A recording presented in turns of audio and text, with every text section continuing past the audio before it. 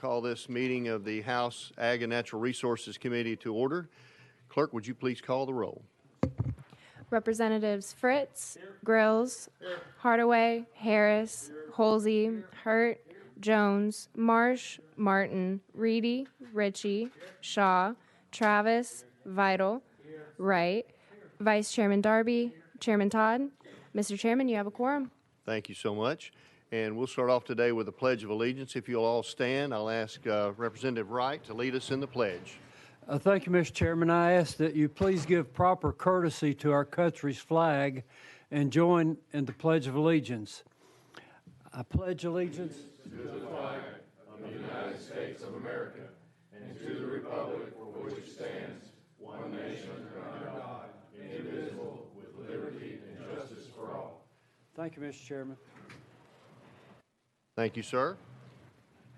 I'll ask Representative Ritchie to lead us in a word of prayer, please. Dear Heavenly Father, thank you for this day. We just come before you happy for all of the blessings that you've put in front of us. We ask you to guide this committee and the important work that we're doing for our great state up here in Tennessee. And we ask you to be with everybody as they're traveling either to or from locations today, and just let your will be done through the decisions that happen up here in Nashville. It's in your Heavenly Father's name we pray. Amen. Thank you, sir. Any personal orders this morning? Seeing none, then I would like to read an interesting fact from Tennessee history. The Tennessee Facts for Home Seekers was a 10-page pamphlet that tried to encourage immigration to the state by promoting the agricultural advantages of Tennessee. The following is an excerpt from the Commissioner of Agriculture in Nashville trying to persuade people to move to Tennessee. This is from 1897. To those in other states and other climates who, for reasons of ill health, severe weather, poor soil, or otherwise unsatisfactory location, are contemplating a change of residence, this little book is addressed in the hope that it may be in the interest and value in guiding them to the ideal home state of the Union. Its publisher is sending it out in the strong belief that Tennessee has inducements to offer to the home seeker such as he can find nowhere else in this great country. The climate of Tennessee is salubrious and delightful. Her soil is rich and deep. Her water and railway facilities superb. Her agricultural interests are magnificent. Her fruit yield is abundantly profitable. Her livestock industry is greater than that of any other southern state.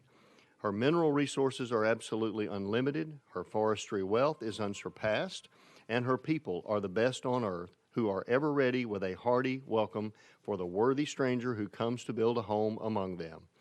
Thought that was a very interesting tidbit I came across that quite adequately describes our state and our people.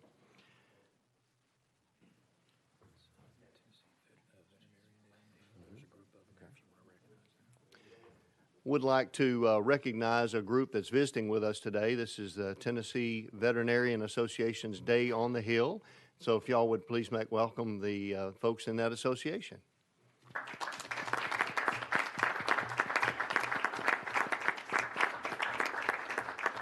Thank you for being here with us today. We have a few items on our calendar today. We'll take up first item number 1 on the calendar. Oh, no, that's going to be next week. Yeah. House Bill 922. We've got a motion and a second. This is by Representative Marsh. Representative Marsh, you're recognized at your seat, sir. Thank you, Mr. Chairman. HB 922 is brought to us by the Tennessee Farmers Cooperative Association and the mayor of Moore County, a friend of mine, Sloan Stewart, who sits on their board. This bill seeks to change just one provision of the Cooperative Marketing Association Act and would mainly just affect the local retail farmers co-ops across the state. The change would help simplify and modernize the process for a co-op to change its name or principal place of business or merge with two co-ops. Currently, if a marketing cooperative wants to amend its article of incorporation, such amendment must be approved by 2/3 of the board of directors and a majority of its members. With thousands of members in local farmers co-ops across the state, it is nearly impossible to obtain attendance on a majority of these number of in-person meetings. Because the current process is outdated and time-consuming, it is discouraging farmers co-ops from making good business decisions. And if we change this, it's going to make it a lot easier and simpler and quicker. And an example was in my area, Lincoln County Farmers Co-op has been interested in merging with Bedford Moore Co-op. And because of all these rules and regulations, it took forever, and they finally got it done, but they're saying if we do this, it's going to make it a lot easier and simpler, and more people, more co-ops might attain this. With that, I'll answer any questions. Thank you, Representative Marsh. There is an amendment we're showing on this bill. 4580. Okay, let's go ahead and if you want to add that on, I would like got a motion and a second to add that. Without objection, we'll be voting on amendment number 1, drafting code 4580. All in favor say aye. Aye. Opposed? The ayes have it. The motion carries. The amendment is on the bill. And I think you have described it as amended, sir? The amendment just changes one sentence. It says, any method allowed in the organization bylaws. Changes that. Okay. Any questions for the sponsor? Seeing none, question's been called. Without objection, we'll be voting on House Bill 922. All in favor say aye. Aye. Opposed? The ayes have it. You'll move on to calendar and rules, sir. Next on our calendar, we have HJR 157 by Chairman Grills. Got a motion and second. You're recognized on House Joint Resolution 157. Thank you, Mr. Chairman. This resolution is to appoint Drew Getty to the State Forestry Commission. If you would oblige us, we'd like to go out of session and let him say a few words to the committee, introduce himself. I think that would be a good idea. Without objection, we will go out of session and hear from Mr. Getty. We're out of session. Mr. Getty, if you'd come up to the microphone, introduce yourself, and tell us a little bit about yourself, please. Good morning. My name is Drew Getty. I'm representing Thompson Appalachian Hardwoods out of Huntland, Tennessee. It's kind of the southwest corner of Franklin County near the Alabama line. We are a vertically integrated hardwood sawmill, which means we work with landowners from valuing their timber to cutting it, to getting it to market, to milling it, drying it, packaging it, and shipping it all across the country and all over the world. My role is kind of the beginning part of that process, which is the Vice President of Procurement. I work with our loggers, foresters, my log yard staff, and administrators to make sure that I put 15 million board feet of logs on that yard in Huntland every year. I grew up in Lawrenceville, Georgia, so now it's kind of more suburban Atlanta. And I grew up recreating outside and in the forest and developed a love for the forest and our natural resources and wild places, mostly on a mountain bike or in a kayak, and not in kind of a hunting and fishing situation, which is more common here in Tennessee. I continued on my education at Clemson University. I have a degree in natural resources management and a master's degree from Georgia Tech in city and regional planning, where I worked as a contractor for the National Park Service. So I did a little more kind of federal level planning and kind of gained experience there. So I met my wife at Georgia Tech and ended up getting married. I married into a sawmill business, which was unbeknownst to me. So I've been here for about 10 years working. I love the business. It's a very dynamic business, changes every day. I love the people that I work with, and it's a great environment. I'm truly honored to be even considered for this appointment to the Tennessee Forestry Commission as a representing hardwood manufacturers. And I will work diligently to promote healthy, resilient forests across the state and support diverse markets in rural Tennessee. Thank you. Thank you, sir. I'd be glad to take some questions from the committee. Representative Holsey, you're recognized. Thank you, Mr. Chairman, and thank you, Mr. Getty, for being here. On my off days, I used to haul with a tractor-trailer logs, and always got in an argument with the man who was figuring the board feet of the log and never won Your the log argument. Scaler, yes, sir. Just for the this committee, will you take about 2 or 3 minutes and explain how that process works and how you actually measure how much board feet's in a log? Yes, Mr. sir. Getty? So when a tree is not a tree is not a tree. So we buy 5 different, well, let's see, we buy white oak, red oak, poplar, ash, walnut, cherry, hard maple, a little bit of cypress. So we have that many different species that we buy at our mill. And so that's what we're milling every day. When that log rolls on and off your truck and onto my yard, we put a tag on it.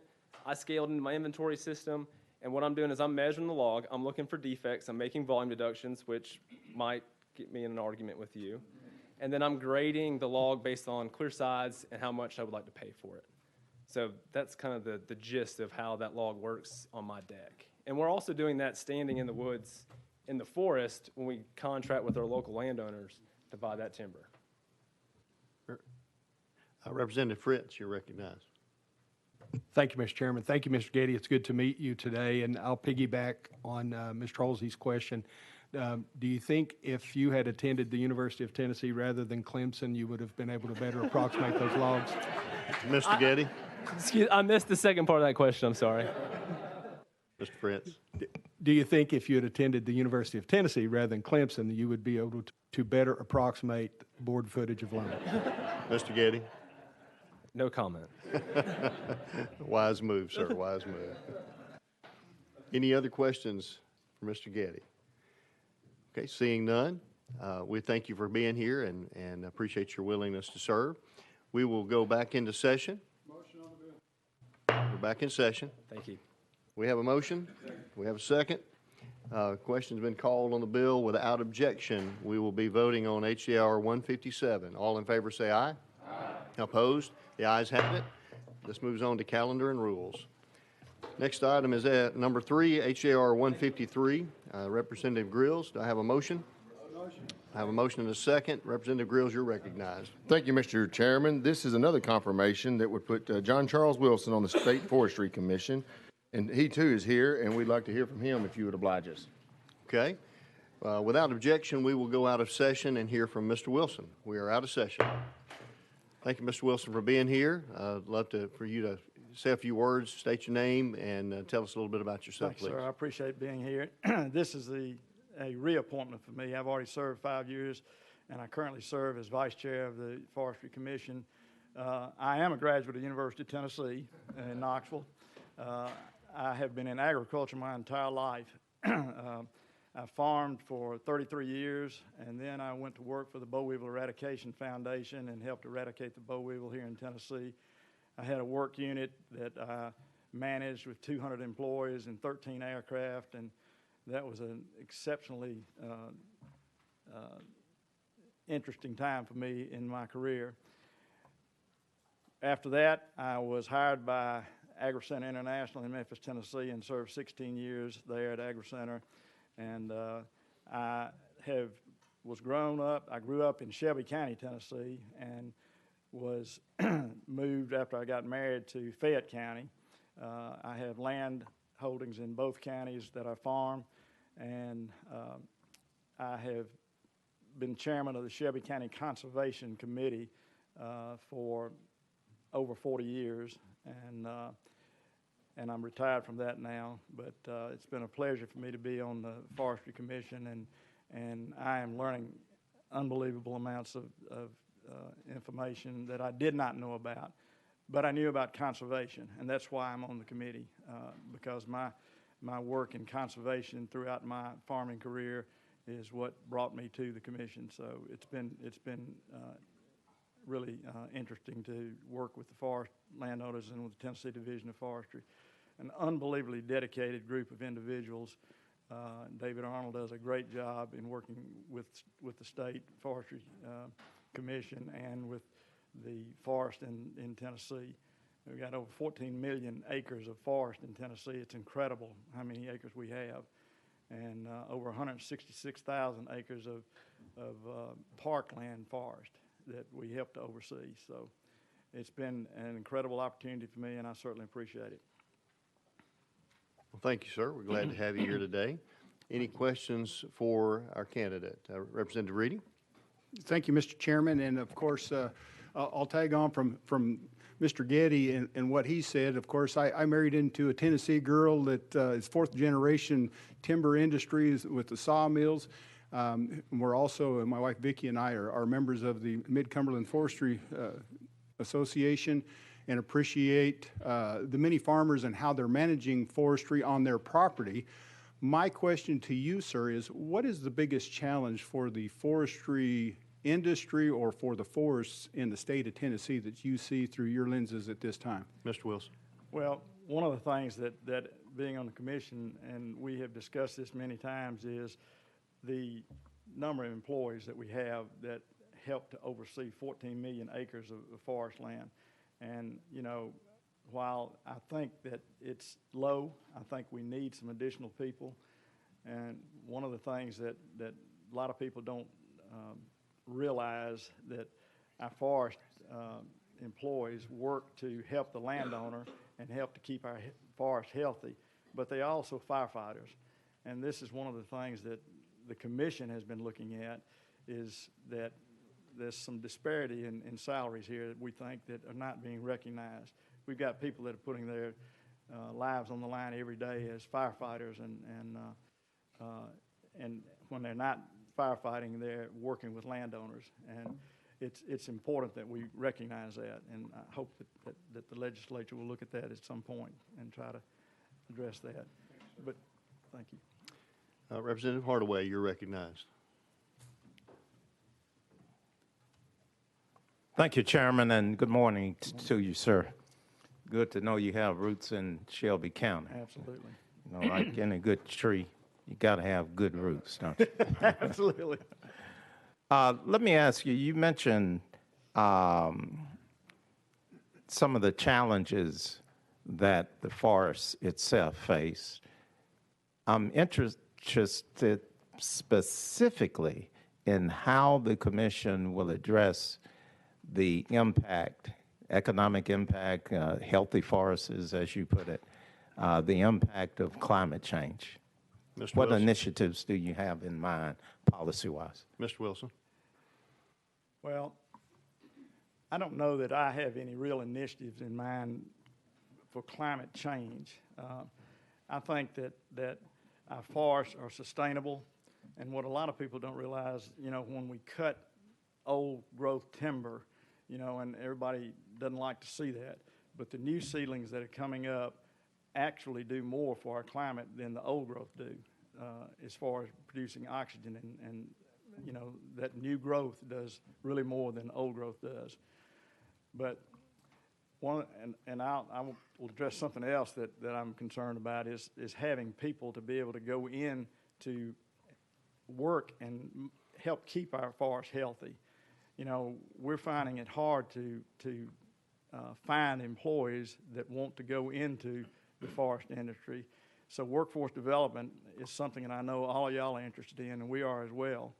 And because you're from Shelby County, I'm working with Bolton High School in Shelby County to try to create an ag STEM school. And one of the things that we're trying to create in that school is a forest entity, you know, that will be teaching a curriculum that is put together by the Tennessee Division of Forestry.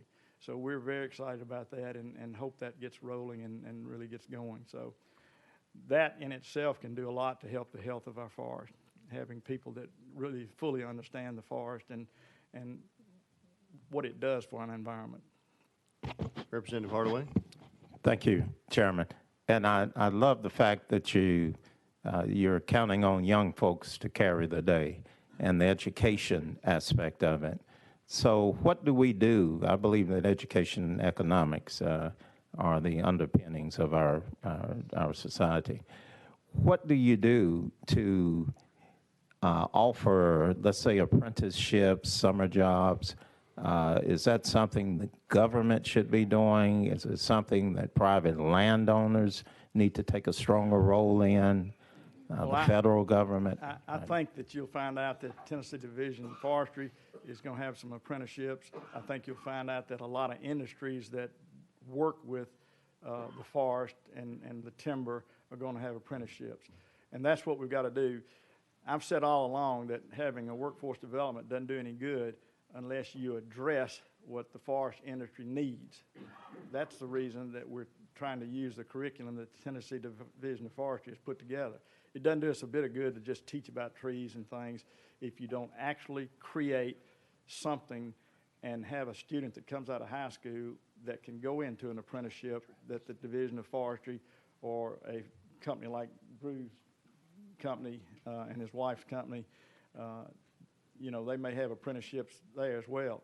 But we've got to develop that program that teaches these children what they need to know when they get out, that somebody's going to be saying, hey, I want that person.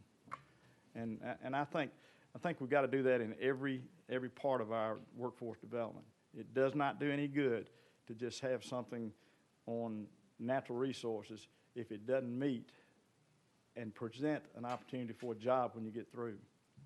Representative Hardaway. Thank you, Chairman.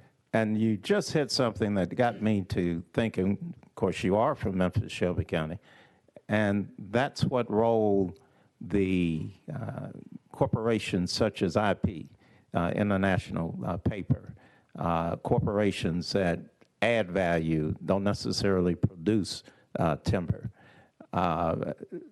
So that might be something that the committee could help you in establishing those relationships and furthering programs for our young people to be engaged in apprenticeships, not merely in the forestry end of it, but also in those who are in that adding value to it, the paper mills and furniture, Absolutely. et cetera. I totally agree with that. And I think that if we do a good job at the high school level and create a program that interests children and give them an opportunity to get a job when they get through with that certification or whatever we want to call it, they'll get out and get into the industry and probably find out that they need to go back for 1 or 2 years to college.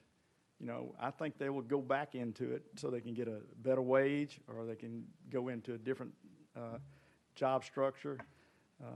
But if they don't come out with something they can get a job, your workforce development's not going to work. All right, thank you, sir. Mr. Chairman, let's set aside some of these lottery scholarship funds for forestry. I will wave my magic wand, sir. Representative Jones, you're recognized. Thank you so much, Mr. Chair, and thank you, Mr. Wilson, for being here today.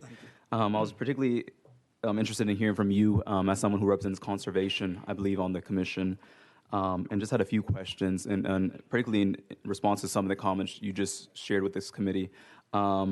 I recently met with a conservation group in my office, and they shared some concerns with logging of old-growth forests, which you said is good for the climate because of new growth, but which these conservationists who came to my office shared was actually harmful to genetic diversity, biological diversity, and also could be harmful to indigenous species in these old-growth forests that rely on that habitat that they create to sustain themselves. Could you respond to how do you balance that conservation aspect with this argument you made that we should cut old growth in order to make room for these new growth? Or can you just clarify that, if you don't mind? Mr. Wilson, I mean, you make as much a stab at that as you want to, but, you know, we're not here setting policy for the commission, but looking at your qualifications and certainly any kind of opinion you might have on that. Point of clarification, Mr. Chair. My question was just a question about what they're doing on the committee. It wasn't to set policy. It was getting clarification on a statement that was made. So thank you for trying to clarify, but that was what my question was. And he's not on the commission yet, so he probably wouldn't know that. He's been on the commission for 5 years, Mr. Chair. And we do recommend policy sometime, but we recommend it. We're not actually creating policy for the Tennessee Department of Forestry.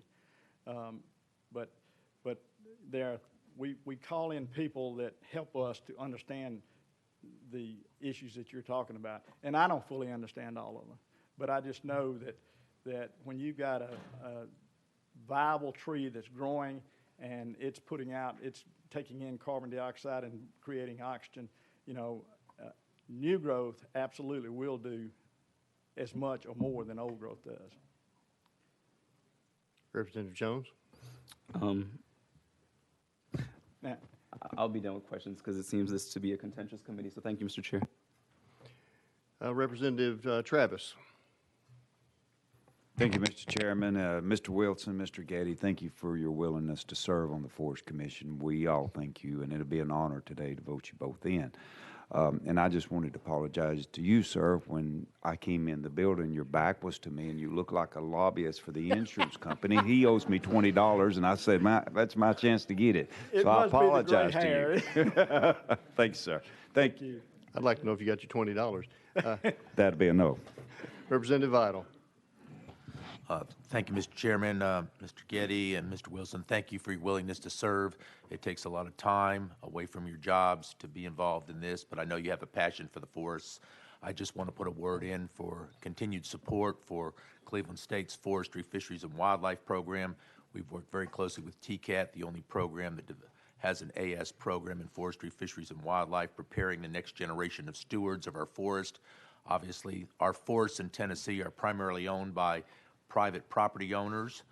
We do have national forests, state forests, and other public lands, but primarily owned by individuals. So the education of how we take care of our forests is important, and how we harvest our forests is a proper part of that life cycle is very important. So I appreciate what you're doing. Thank you. And that's one of the reasons that I'm on there for the conservation side of it, because we can really destroy our streams if we don't do it properly, allowing timber to get into it, and so it's a process that I think that our timber people have learned, and they're doing a good job of doing that now, and so we appreciate that. Well, without harvesting, fire is our biggest risk, and fire management is a very important part of this. So thank you very much. Absolutely. Had, I think, 945 different fires this year, over about 12,300 acres of timberland in the state of Tennessee this past year, 22. Thank you, sir. Representative Grills. Thank you, Mr. Chairman. And I just wanted to just kind of recognize something that you mentioned in your statement there. You used to run the boll weevil eradication program. Is that correct? Yes, sir. And that program has been sunset, if you will, now. Is that correct? Correct. I just want the members of the committee to understand that one time, government actually did set out to do something, accomplish it, finish it, and then it sunset it, and I just think that's worth noting. Because too often, government does not accomplish what it was set out to do. But I thank you for your leadership on that, and obviously you have a knack for being a good leader, and I just felt that was worth noting. Thank you. I appreciate it. And as you know, the federal government and the state government put in an awful lot of money into that boll weevil program, along with the farmers. The farmers were a part of it to begin with, putting in cash dollars into it, and that combination worked well together. It wasn't just us throwing money at it. Everybody was involved and had a skin in the game. Well, we don't have anybody else on our list, so we appreciate you being here, Mr. Wilson. And without objection, we'll go back into session. We're back in session.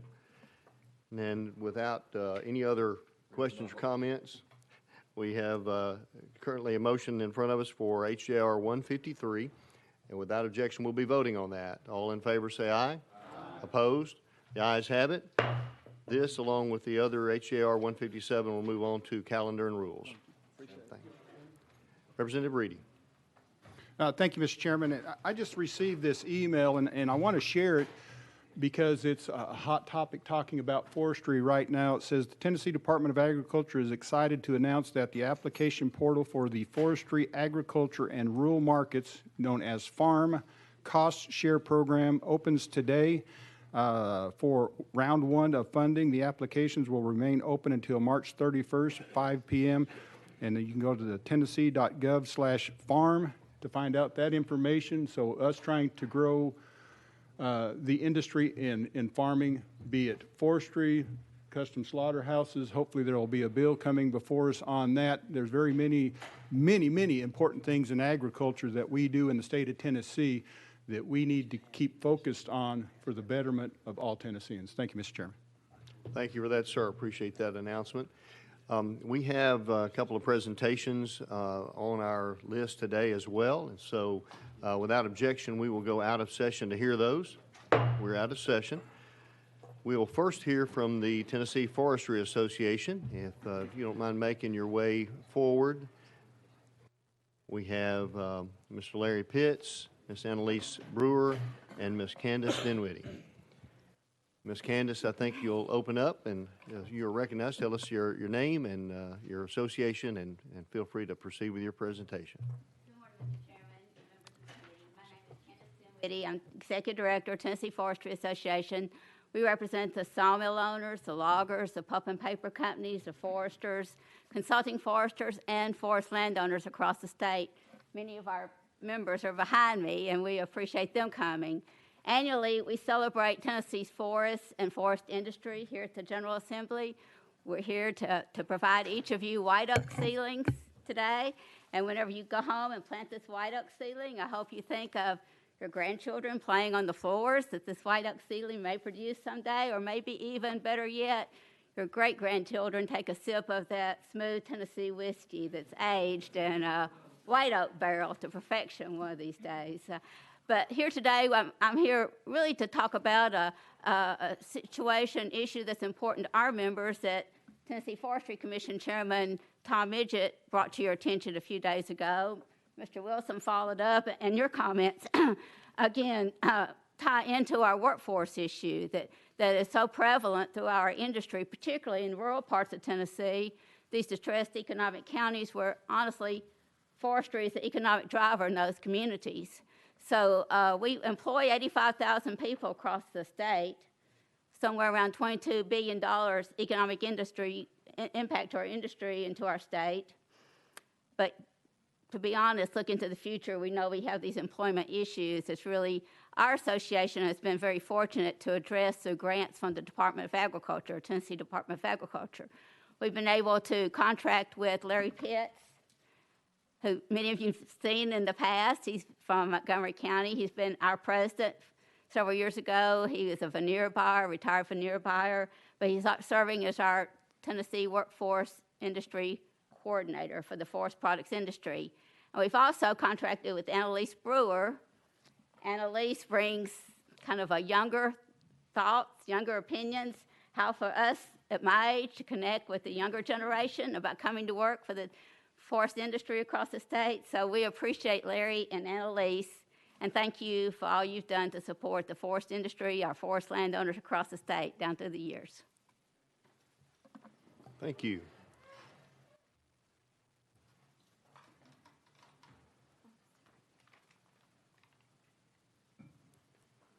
I'll let y'all go in whatever order you want to, and just introduce yourselves when you do, and Okay. proceed. Good morning, Chairman Todd and the committee members. My name is Larry Pitts, and it is a pleasure to be here this morning representing the Tennessee Forestry Association in the Workforce Development Program.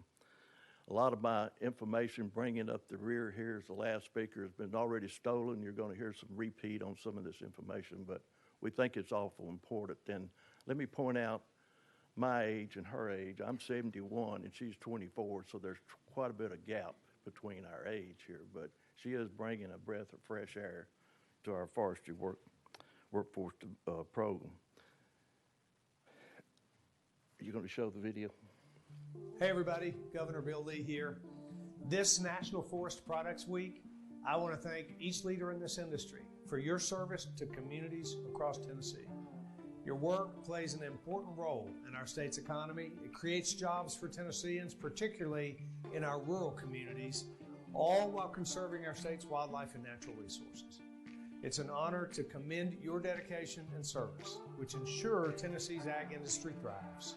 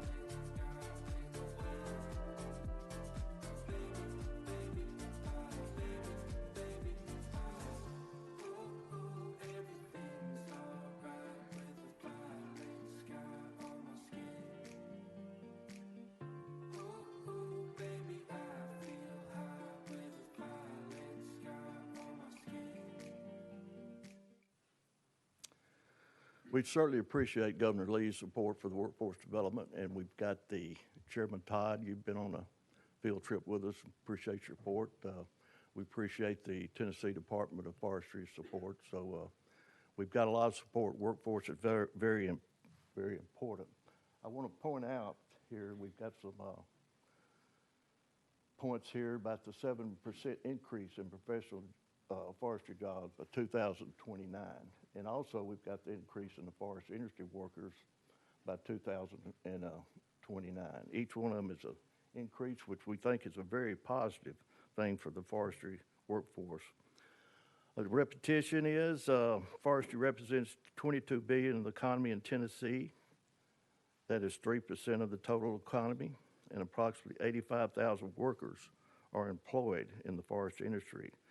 Tennessee is 52% forest land and is in the top 3 hardwood producing states in the nation. But our workforce has been declining. If you look at this is a graph showing about the time we went into a recession. You could see how the 2008 recession, how it affected us.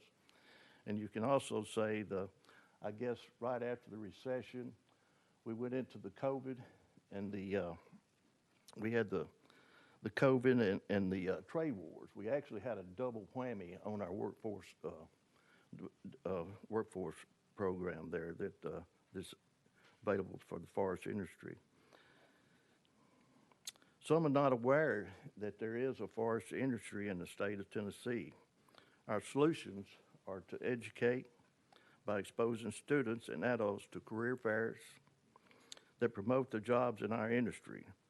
We now have 2 TCATs in Hornwall, Tennessee, and Crump, offering the forestry programs and other TCATs interested. The FFA program, Future Farmers America program, will be starting in the 2023-24 school year, offering a Forestry Works credential in the Natural Resources program. We take this as a very important step. There were 3 teacher conservation workshops held this past summer in different locations in the state, and approximately 70 teachers participated. We sponsored a training program for hardwood lumber inspection in Cumberland Mountain State Park with 31 attending. This was a 3-day short course teaching and training the fundamentals of grading hardwood lumber. The course was taught by an inspector from the National Hardwood Lumber Association in Memphis. Most of you have probably heard of the Be Pro, Be Proud truck that's being promoted by the Tennessee Chamber of Commerce. This truck will have 12 to 14 simulators and travels to the schools throughout the state promoting industry. We will have a simulator of a track feller buncher, where the students will experience the reality of operating the machine, cutting the trees as part of the logging operation. This is some of our career fairs and FFA programs, 4-H camps, and workshops. See if I can get my clicker to work. I wanted to. Oh, I got it for you.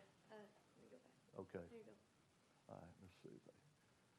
You can see how we do. We set up. This is a setup we did at the Farm Bureau convention. I think this guy here was a retired logger. This is some of our students that we had at one of our presentations. This was in Marion County. The next slide. The guy in the middle, having a little trouble getting my laser to show up, but the guy in the middle, we always try to engage these students. We ask them if they know what they want to do when they get out of school. The guy in the middle, we asked him, and he said he wanted to be a professional football player.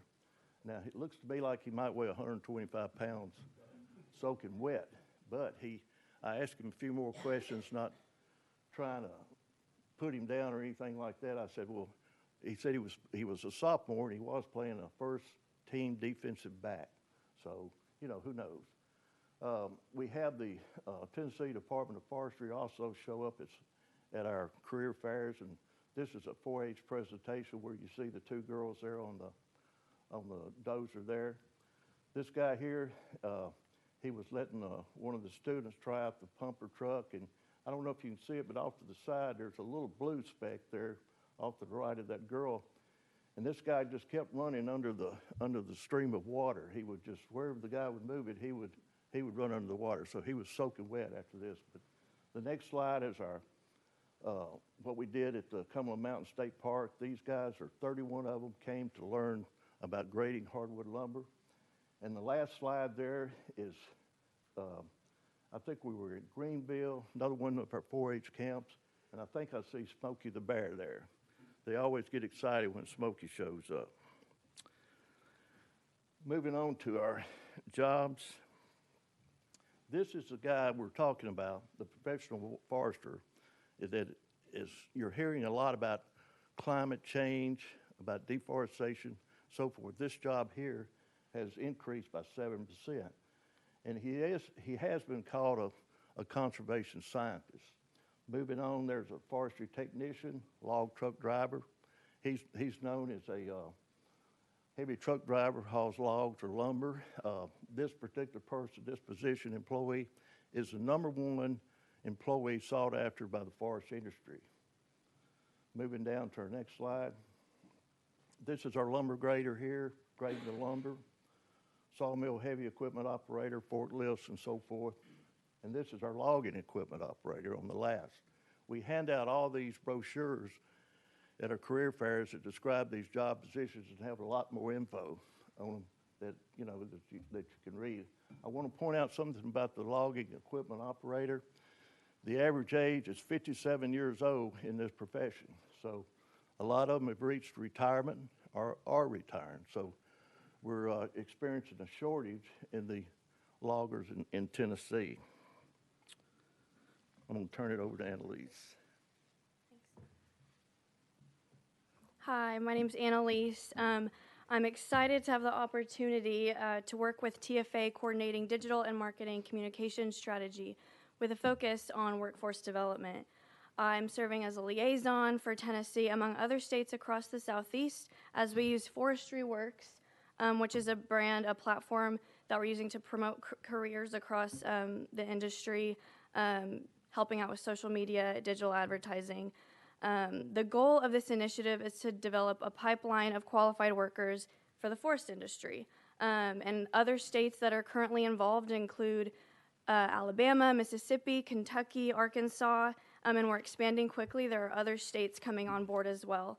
So the two big pieces of this for Tennessee right now are finding jobs. So in order to promote jobs, with the goal being for people to apply, we need to have vacancies from employers. So we need to know what the needs are.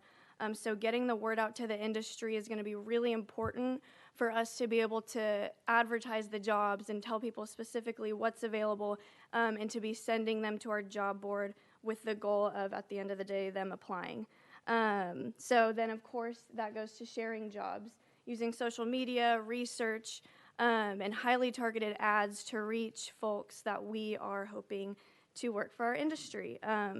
So right now, it's super important that we work on those two things, and especially telling the industry and employers that we have this program available. TFA has an amazing directory of all of the businesses in the state and forestry, so kind of starting to take an approach of telling people exactly what we have, and they can submit jobs to our job board for us to promote for free for them, for the businesses. So what are we advertising in these ads?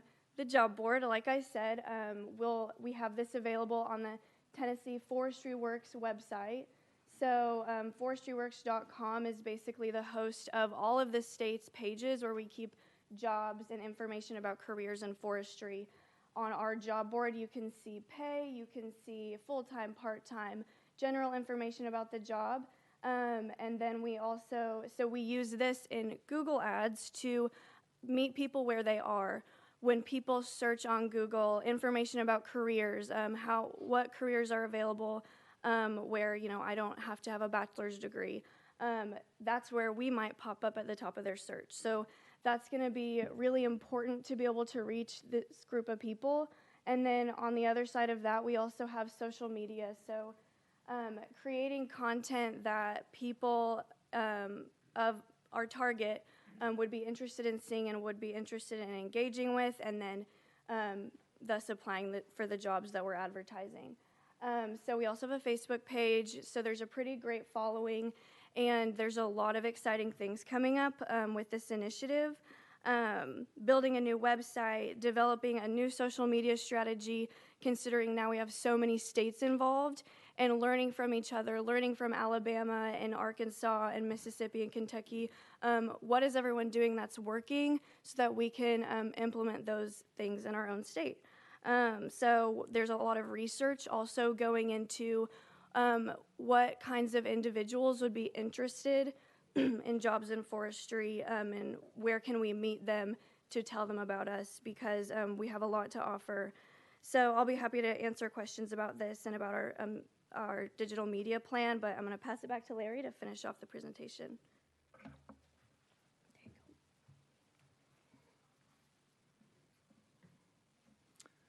The ongoing challenges. We have a lot of challenges in our workforce program, and our solution to is increase the outreach on behalf of the forest industry through career fairs, field days, speaking to classes, high school classes. Attraction. We have posted on our website the salaries of the jobs in the industry, and I think on speaking for the industry, we figured out, or the industry has probably come to the conclusion that the salaries and the pay are going to have to increase, and benefits too, to make these jobs more attractive. The cost. Tennessee Department of Agriculture is offering grants to increase logging and lumber production by sharing cost of machinery to qualified applicants. Competition.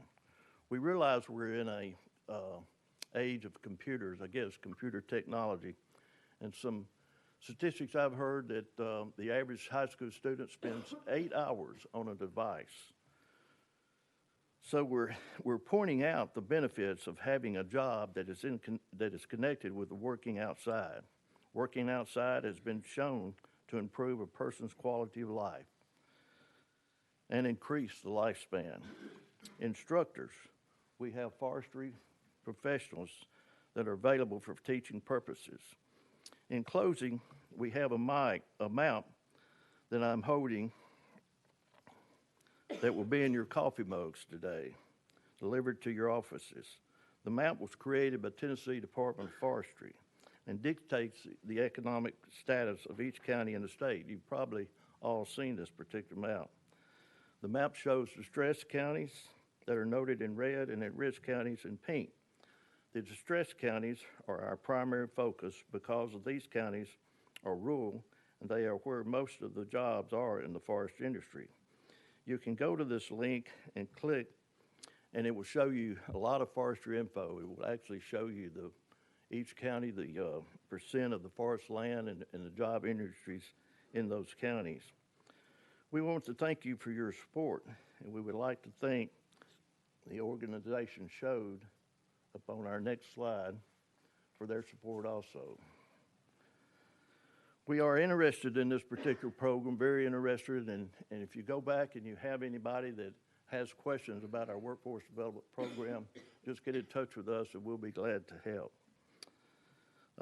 Questions? Anybody got any questions? Thank you so much, sir. I know we've got another presentation. We'll certainly entertain a question or two.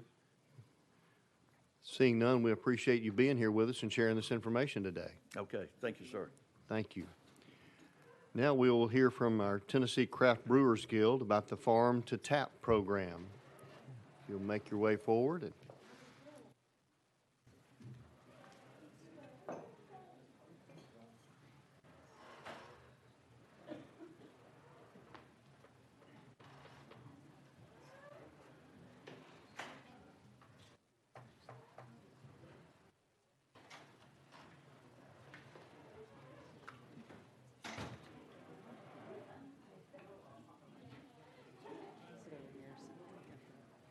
Who will be leading off today?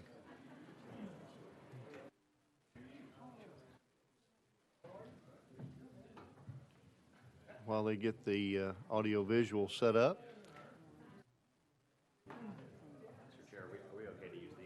Absolutely, you can use any of those. There's a little button that looks like a little voice projection on there. If you'll press that, the red light will come on, and just introduce yourself, and y'all can go ahead and begin. Thank you.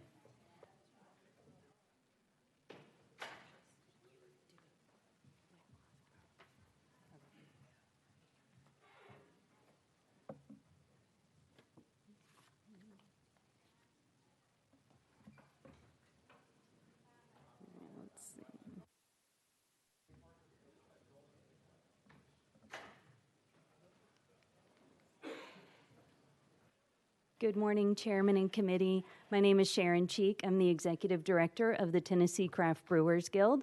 Thank you so much for having us today. We really appreciate it.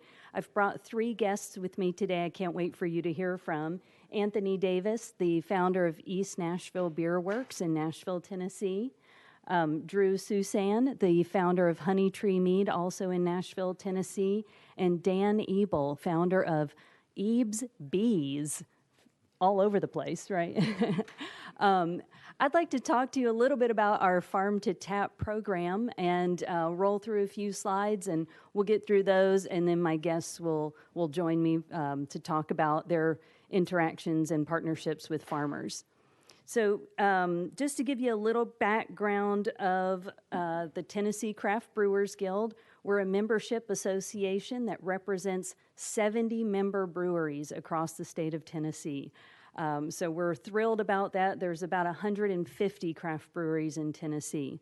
In addition to that, we have, of course, industry partners, stakeholders, and all kinds of friends and partners that are helping us promote Tennessee craft beer in Tennessee. So Farm to Tap is our signature program, and it's a partnership with the Tennessee Department of Agriculture. The point of Farm to Tap is to bring farmers and brewers together to collaborate on projects so that brewers can use more Tennessee-sourced ingredients in Tennessee craft beer. On the second side of that, we also want to promote consumer awareness of what products are being put into their Tennessee beer. So if you think about farm to table, this is sort of like farm to table, but farm to tap. And we really are proud of this movement and all of the progress that we've made. Farm to Tap officially launched in November of 2021. We were so grateful to receive Tennessee General Assembly's funding of $350,000. And with that, we hit the ground running. So thank you guys for that. In those short few months of at the end of 2021, we had some fantastic kickoff events across the state that brought farmers and brewers together and consumers to celebrate and learn about what's happening in our state with farmers and brewers. And then I want to start here. So we rolled into 2022 and kept that momentum going with more events, with surveys, with networking. You name it, we did it. And we had a blast all across the state, garnered some really awesome media attention. On my next slide, I'll show you some results from our surveys. But one thing I wanted to mention really quick, we had 18 farmer and brewer engagement events, and several of those brought multiple industries together. So we had farmers, brewers, distillers, winemakers, researchers, all in the same room, learning together and working together to increase this industry.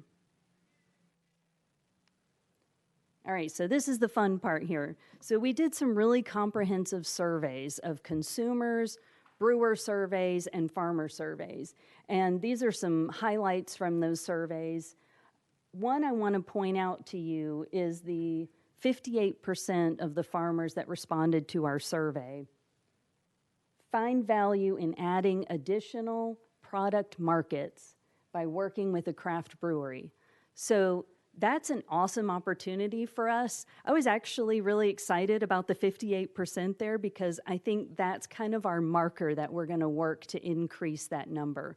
So far at our events, we've had over 600 farmers showing up and engaging with Farm to Tap, and I think the possibility is there for even more engagement. All right, here's some photos from our various events across the year. And you'll see, again, we pack the room out, bringing people together. The networking has just been incredible. We're so grateful for that. We also launched the Tennessee Ale Trail, and the Tennessee Ale Trail is a neat little mobile app that you can go on, and it will help you find Tennessee craft breweries across the state. When you see the Farm to Tap logo on those breweries, that means that that brewery is directly working with a farmer. So they might be donating their spent grain, or maybe they're hosting a CSA pickup spot. They might have a beer on tap at that time that's brewed with something fresh, that's made with local fruit, or maybe Tennessee grains or hops. And we've got some numbers on there too for you to see just since we launched it in January. 2023 also started off with a bang. We launched the Ale Trail. We also had, oh, excuse me, I went too far. We launched the Ale Trail. We've already hosted Farm and Ferment again this year for the second time, which brought distillers, winemakers, farmers, and brewers all together in the same room. We've hosted a Barley Summit, which was a day-long event for farmers to learn about growing barley for brewing.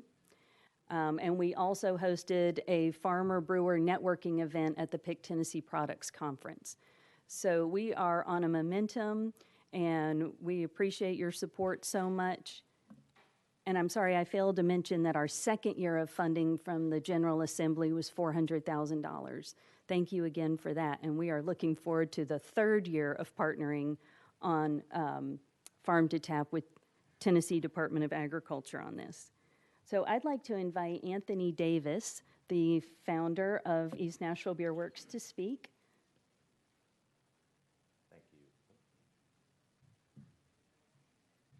Come on. Is that on? Oh, great.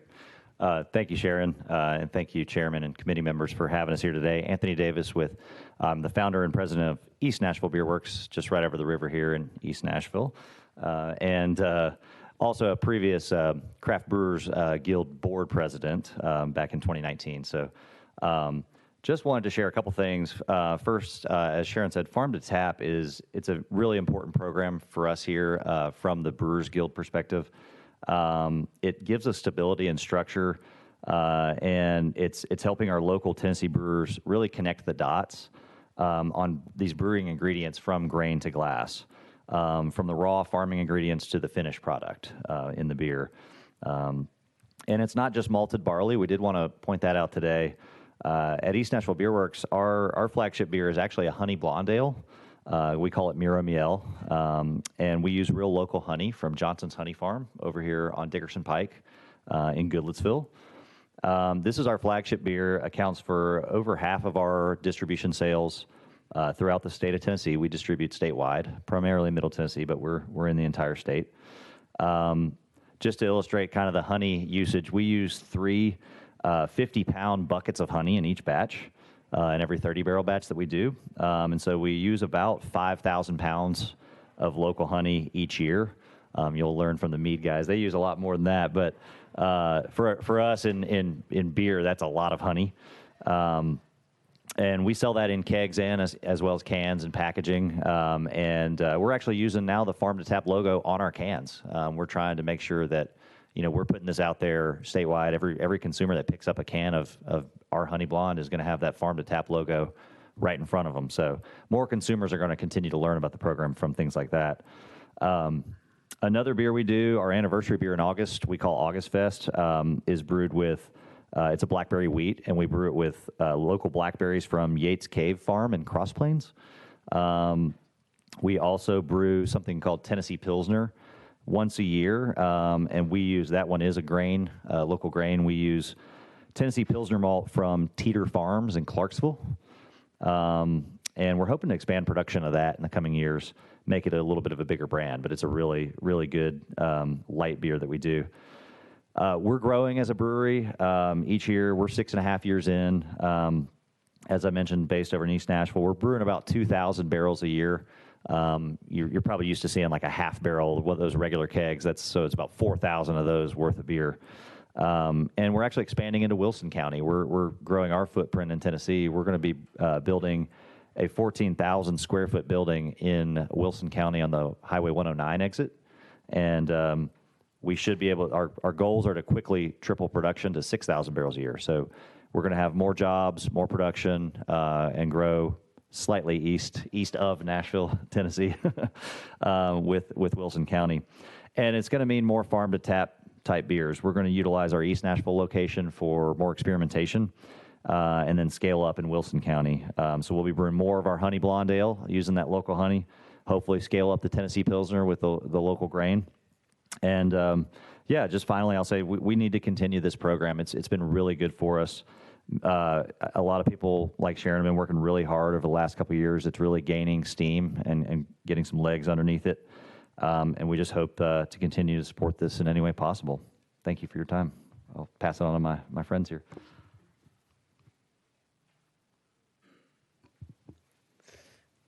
My name is Drew Susan. I'm one of the owner-operators of Honey Tree Meadery right here in East Nashville. And again, I just want to say thank you all for your time listening to us today. It's a big deal for us for sure. And right off the bat, I want to lead in, same thing with this Farm to Tap program. And what's so interesting about a program like this that we've noticed is I come from a family farm. I was born and raised on a farm in Illinois and moved here to Tennessee. And on the farming aspect of it, you can see where farmers, especially in today's world, they are not going to plant something unless they have an idea that they're going to sell it, right? So margins are so razor thin. Farmers get stuck in patterns where they're growing the same thing over and over because they don't know that folks like us have such a demand for all these goods. So I'm going to back up a little bit. Honey Tree Meadery in East Nashville here, we are Nashville's first meadery. So we're making an alcohol made entirely from honey. So instead of using grains, we add yeast into honey and water, and it ferments and turns into alcohol. So for us, being beekeepers and seeing the connections that we can make with all farmers all across the state have led us into these really interesting and useful conversations with farmers. The Pick Tennessee Conference, the Farm to Ferment, all of these events that the Farm to Tap is a part of is a really interesting opportunity for the farmers to go to this and say, hey, what's the new thing I should be growing? And for us, the brewers, to be going to the farmers and say, listen, if you can grow this in a massive scale, we can make more alcohol from it, right? Obviously, we want to only source from Tennessee. Unfortunately, in some situations, we have to reach out a little bit. There's a really awesome brewery in town called Harding House, and they only use Tennessee ingredients. And it's so funny to see the owner of this brewery comes to all these events with us and constantly is going to farmers. Will someone grow cherries? Somebody please attempt to grow cherries in the state. And it's really difficult to, so he doesn't have a cherry beer. So our facility right now is going through around 135 gallons of honey a month. So our goal is to be the highest source of revenue for beekeepers in the entire state through the production of alcohol. Save bees with booze is essentially the name of the game, right? Because we see a huge market here where beekeepers are having an issue making a solid living, and we see people not like our product mead coming from other meaderies because it's made far too sweet. So we've kind of revolutionized mead, and we make all of our mead with beer yeast, which is why we tie in so well with the Brewers Guild. So if we can change people's mind about mead, we can directly fund more beekeepers in our state. And one of the things that we've found that's really interesting is if you just, to anyone randomly, try to start talking about saving bees, you'll lose them real quick. You know, doom and gloom, it's okay, the end of the world, we get it, all right. But if you associate a glass of mead while you're talking to these people about saving bees, now all of a sudden it's something relevant to them. You know, they're like, oh, I love this alcohol. I love this community environment you've created. Maybe I should pay attention to bees, you know? And I don't know where that, I'm fascinated with that, where if you tell somebody 1 in 3 bites of food is directly related to a pollinator, especially honeybees, you just don't have their attention. But if we tell them, hey, if you don't pay attention to saving bees, you're gonna lose all this alcohol, it makes a huge difference. You can really see it like resonate with these people. So we are huge advocates of the Farm to Tap program. I've seen amazing conversations being had with people. I've met tons of beekeepers all over the state that are going to continue to work with us, because if you look at it on our scale, for a beekeeper, they have to work their hives and then package the honey in little jars, honey bears and this kind of thing, and then attempt to sell it at the farmer's market. Or they find brewers like us who will take hundreds of gallons of honey in 5-gallon buckets, sanitize it, and give it right back to the beekeeper. So, I mean, a huge difference. We've changed beekeepers' lives, where we say, essentially, you work for us now. You don't ever have to go to a farmer's market again. We'll pay you a premium for your product because we make a premium product out of it, and keep that cycle going to where we're directly funding these beekeepers. And I've seen that happen with farmers all over the state, where more and more of them are focused on this Farm to Tap because they have heard of somebody saying, wait a minute, they bought how much of this product from you? And they're reordering every 2 months. So we're changing people's lives for sure. So that Farm to Tap logo and the Pick Tennessee logo is a big deal for us. We're adding it to as many of our labels as we possibly can, and we're just really thankful. So thank you for your time, definitely.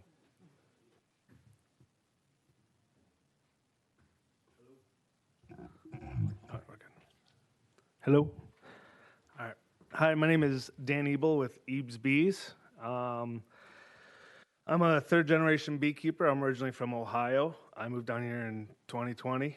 I picked up beekeeping down here during COVID. I wasn't expecting to be a beekeeper in Tennessee, but with that COVID year, I thought, why not? Let me start a few hives. I started with 3 hives. Very quickly, I got connected to Honey Tree and started managing hives for them, and this year I'll be up to 100 hives under my management. Last year we did about 1,000 pounds of honey on about 10 production hives. So to go from 10 production hives up to 100, it's pretty significant increase.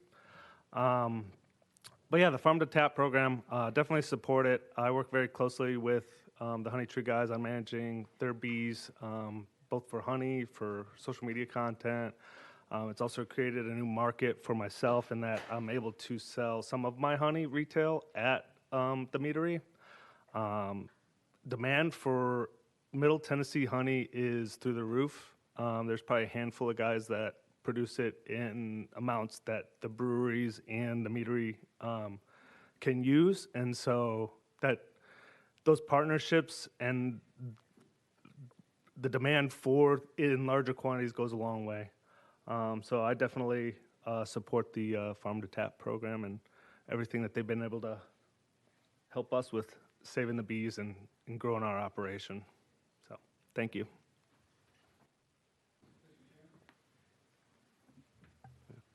Representative Reedy?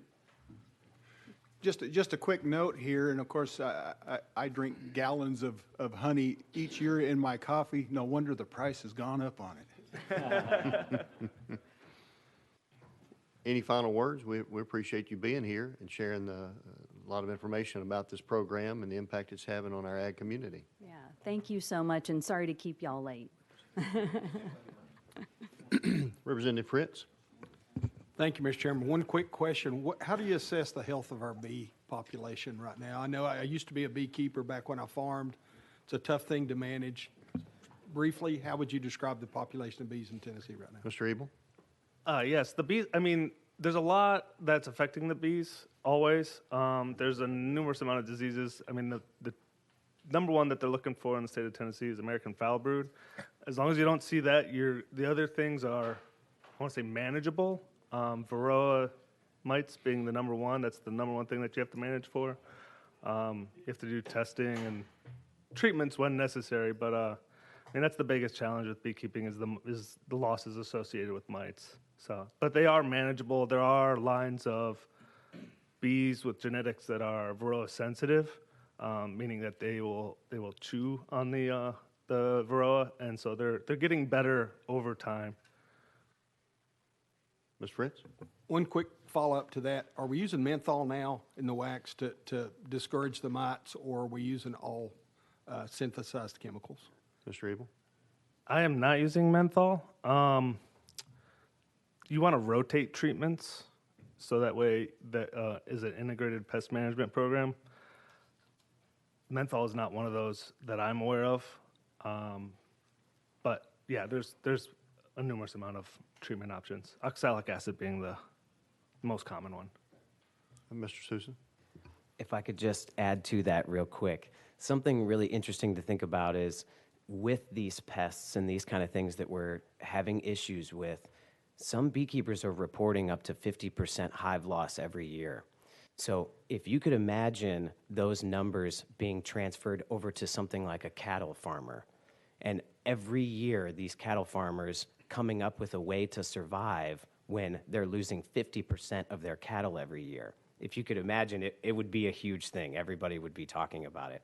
So this is one of the reasons why we're such advocates to generating revenue for beekeepers, is so that they know that they have a steady stream of income coming in where they don't have to guess, should I continue to do this? Should I continue to try and make honey and make bees and all this kind of stuff, because it's such a fluctuating industry. So just an interesting point to add.